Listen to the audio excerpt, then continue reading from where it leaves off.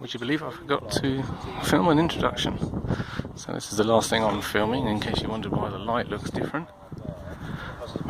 So this is the International Bomber Command Memorial. So it comprises a, I think, 33-metre high spire, metal made of steel. There's a, I think he called it a peace band, I'm not sure, or a path anyway. So down the sides I've got all the memorial markers, which I'll show you shortly. And behind me is the centre itself, which is part museum, part cafe, part shop.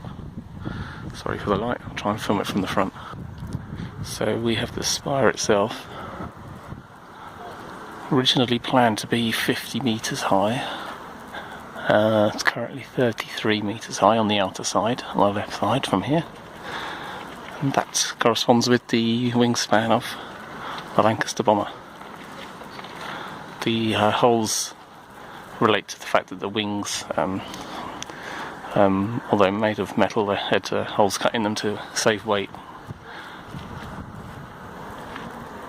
And why is it a spire? Well, Lincolnshire is full of churches, and it's also full of airfields, or was during World War II.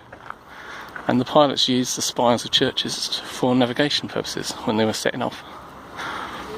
So the spires, especially, now I'm going to have to zoom in a bit, but there's Lincoln Cathedral's there. I don't know how good the zoom will be. I think that's about as good as I can get on this. Try again. As you can see, I'm not very good on this phone camera.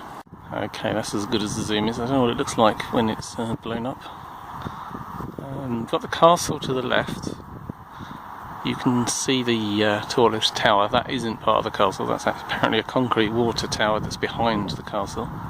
But you can see the walls, and there's a tower in there on the castle, and then you've got the cathedral.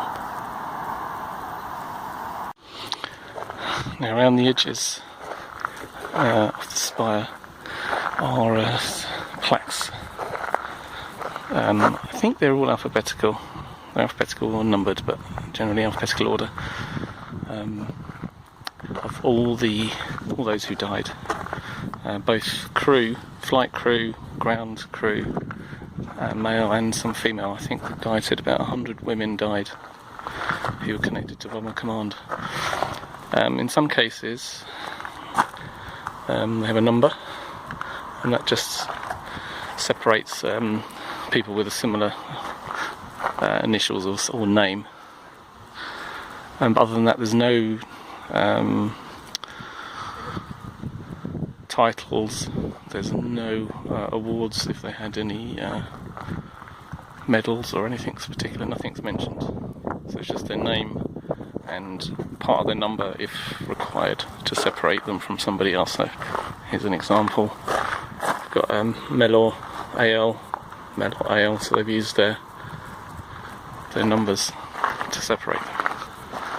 So there's 1, 2, 3, 4 rings. I think they said they're going to add another one,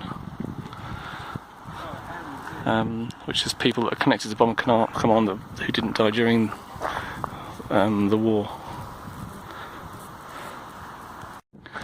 Now, in case you're curious,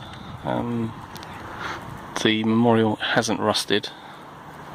It's actually the effect of the particular steel that's been used. It's the same, I can't remember the name of it, I'll write it on the bottom.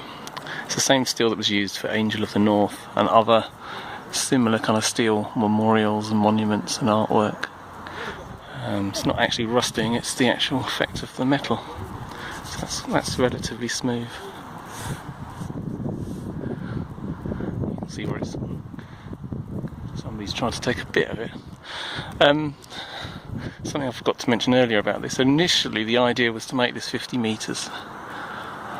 That colour is amazing, isn't it? And they were going to put all these names up the outside. So the first sketch drawings had the names going up, but obviously once you get above a couple of metres you can't read it, so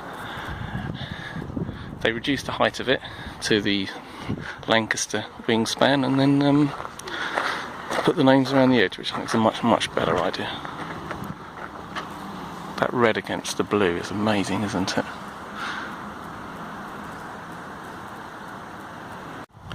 So the grounds from the visitor centre up to the Spire, there's a couple of big ditches for flood prevention, but in between there's some trees. Now they've all been planted in the geographic scale, or a geographic scale, of the air bases in Lincolnshire during World War II. So each tree is one of the air bases,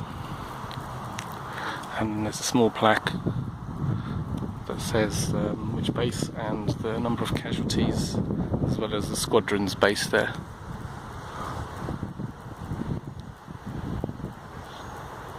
The view from the car park, Bomber Command, International Bomber Command Memorial, with the Spire at the rear.